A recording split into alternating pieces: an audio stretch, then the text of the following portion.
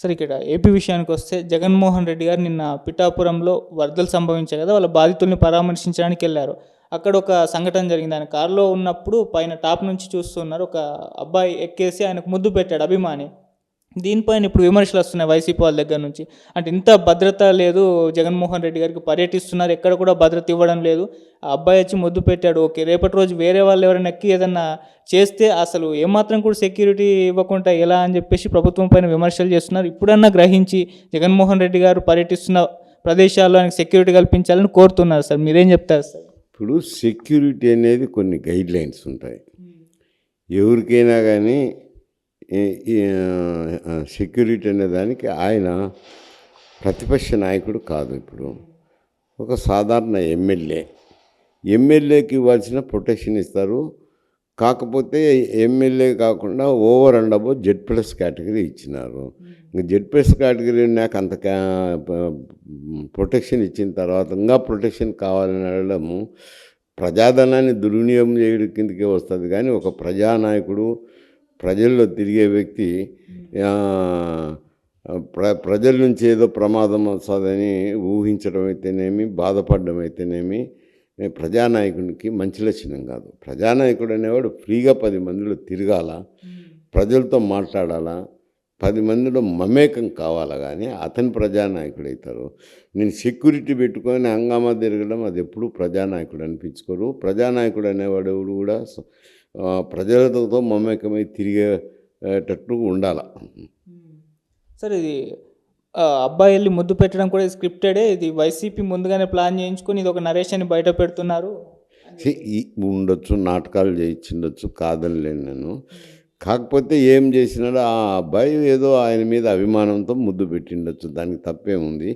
కానీ ప్రజానాయకుడు అంటే ప్రజల్లో ఫ్రీగా తిరిగే నాయకుడే ప్రజానాయకుడు అవుతాడు. కానీ ప్రజల్లోకి పోలీసు బందోబస్తులు పెట్టుకొని చుట్టూ బందోబస్తు పెట్టుకొని పోయే నాయకుడు ప్రజానాయకుడు ఎట్లయితాడు? కాడగాలేదు కదా. వీలున్నంత వరకు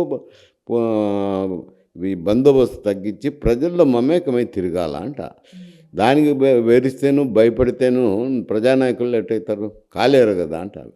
బేసిక్ క్వాలిఫికేషన్ నువ్వు ప్రజల్లో మమేకం కావాలా. అది లేదు, నేను పోలీసు వాళ్ళని పెట్టుకొని ఐసోలేటెడ్గా తిరుగుతానంటే అది ప్రజానాయకుడు కాలేరు కదా అంటాను. అది నైతికంగా ఆలోచన చేసుకోవాల్సింది ఆయన జగన్మోహన్ రెడ్డి గారు పార్టీకి సంబంధించిన నాయకులు అనుకోండి, కార్యకర్తలు అయితేనేమో దాన్ని ఆధారం చేసుకొని మాట్లాడాలి. కానీ సెక్యూరిటీ అని అడగడం నామోషిగా ఉంటుంది అంటాను. సార్ ముందు నుంచి ఆయనకు ఈ సెక్యూరిటీ పిచ్చి ఉంది అని అంటున్నారు సార్. అంతకుముందు ఎలక్షన్స్ టైంలో 2 హెలికాప్టర్లు సెక్యూరిటీగా తెచ్చుకున్నారు. మళ్ళీ అధికారం కోల్పోయాక నాకు Z+ కావాలి, నాకు అంతకుముందు సీఎం ఉన్నప్పుడు ఎటువంటి సెక్యూరిటీ ఉందో అదే కావాలి అని చెప్పేసి కోరుకున్నారు. మధ్యలో ఒకసారి ప్రైవేటు వాళ్ళ సెక్యూరిటీ కూడా పెట్టేసుకున్నారు. ఇంత సెక్యూరిటీగా అంటే హుందాతనం షో చేయడానికే ఏంటి సార్ ఈ పిచ్చి ఏంటి సార్? సెక్యూరిటీ పెట్టుకునేది బలహీనత కిందకి వస్తుంది. కానీ ప్రజానాయకుడు అనేవాడు ప్రజల్లో మమేకమై తిరగాల. కానీ పోలీసులను చుట్టూ పెట్టుకొని తిరిగేది ప్రజానాయకుడు అనిపించుకోరు కదా. అది ఎందుకో అమ్మోదు. మరి భద్రత కావాలని కోరుకోవడం అనేది బలహీనత అవుతుంది. నువ్వు ప్రజలకు ఆమోదించిన వ్యక్తి, ప్రజల్లో కలిసేవానివి, ప్రజానాయకుడు అయినప్పుడు ప్రజల్లో మమేకమై తిరగాలి. కానీ సెక్యూరిటీ పెట్టుకొని ప్రజలను రానికుండా తిరిగితే ప్రజానాయకుడు ఎట్టయితారు? దాన్ని దృష్టిలో పెట్టుకొని మాట్లాడాలా. కొంచెం ఉంది అనుకోండి, భద్రత అవసరమే, ప్రజల్లో కలవడం అవసరమే. కాబట్టి దాన్ని మితంగా వాడుకోవాల్సింది ఉంటుంది. అది బ్యాలెన్స్ చేసుకోవాల్సింది ఆ నాయకుడి మీద ఆధారపడి ఉంటుంది. జగన్మోహన్ రెడ్డి గారు నిన్న పిఠాపురంలో మాట్లాడుతూ మరోసారి చంద్రబాబు నాయుడు గారి పైన తీవ్ర విమర్శలు చేశారు. ఈ మధ్య కాలంలో ప్రెస్ మీట్ ముందుకు వచ్చేసి మన నందిగాం సురేష్ గారిని కలిసి పరామర్శించి బయటకు వచ్చి తిట్టారు. మళ్ళీ నిన్న తిట్టారు.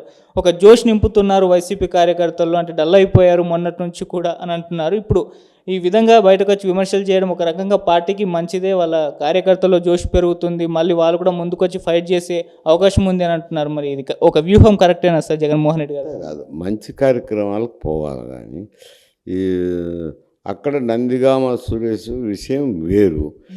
ఎందుకంటే అది తెలుగుదేశం పార్టీ ఆఫీస్ మీద దాడి చేసినారని కేసు ఉంది అనుకుంటాను. ఆ కేసు వీళ్ళ ప్రభుత్వం ఉన్నప్పుడు కొంచెం నీరు గార్చినారు. మళ్ళీ పార్టీ మారి అధికారంలోకి వస్తానే ఆ కేసును యాక్టివ్ స్టేజ్లోకి వచ్చింది. ఆ కేసులో ఇన్వాల్వ్ అయిన వాళ్ళని అరెస్ట్ చేసినారు. సరే వారి వద్దకు వెళ్ళి, ఎందుకంటే కార్యకర్తలు కాబట్టి ఏదైనా సరే పరామర్శించడంలో అర్థం ఉంది. ఇంకోసాటికైనా పోయి పరామర్శించే అర్థం ఉంది, కానీ సెక్యూరిటీ కావాలని విమర్శించడంలో మాత్రం అర్థం లేదు. అది ప్రజా నాయకుని హుందాతనానికి మాయన మచ్చ మాదిరి మిగులుతుంది. సార్ ఏపీలో అంటే ప్రతి దాన్ని రాజకీయంగా చూస్తూ ఉంటారు సార్. అంటే కాదేది కవితకు అనర్హం అని శ్రీశ్రీ గారు అన్నట్టు కాదేది రాజకీయానికి అనర్హం అని అంటారు సార్. మొన్న పడవలు కూడా అది ప్రకాశం బ్యారేజ్ని ఢీకొట్టడం, అది టీడీపీ వాళ్ళ పడవలు, లేదు ఇది వైసీపీ వాళ్ళ పడవలు, జగన్మోహన్ రెడ్డి గారు 1,00,000 మందిని చంపించడానికి ప్లాన్ చేశారు, లేదు ఇది చంద్రబాబు నాయుడు గారు 50,000 మందిని చంపించడానికి ప్రయత్నం చేశారని ఒకవైపు నుంచి ఒకవైపు దాడి అయితే చూసుకున్నాం సార్. అయితే ఎలా చూస్తారు సార్ ఇవి ఇంత రాజకీయం మొత్తం అయిపోయింది? ఇప్పుడు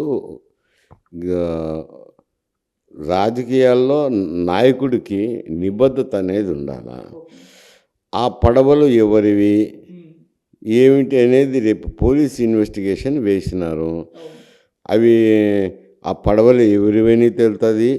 అవి యాక్సిడెంటల్గా గుద్దుకున్నాయా లేక కావాల్సి గుద్దినారా అనేది కూడా ఇన్వెస్టిగేషన్లో తేలుతుంది కదా. తేలినంత వరకు ఓపిక లేకుండా ఇవి చంద్రబాబు నాయుడు చేయించినారని ఈయన విమర్శించడం చేయడము, తెలుగుదేశం వాళ్ళు లేదు వైఎస్ఆర్సీపీ వాళ్ళే అని వాళ్ళు విమర్శించడం, అది ఏమవుతుందంటే బురద రాజకీయం అవుతుంది తప్పనించి అంతకు మించి దాంట్లో ఏమీ లేదు అంటాను. కానీ పడవల్ని తోటి అది అది యాక్సిడెంటల్గా జరిగినా, అది కావాలని చేసినా అది పెద్ద సీరియస్ క్రైమ్ వేస్తారు.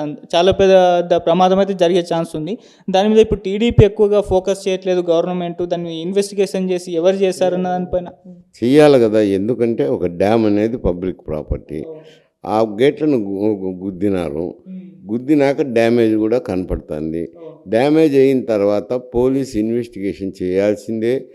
అది ఒకవేళ పొరపాటున యాక్సిడెంటల్గా జరిగింటే అది వేరు సమస్య.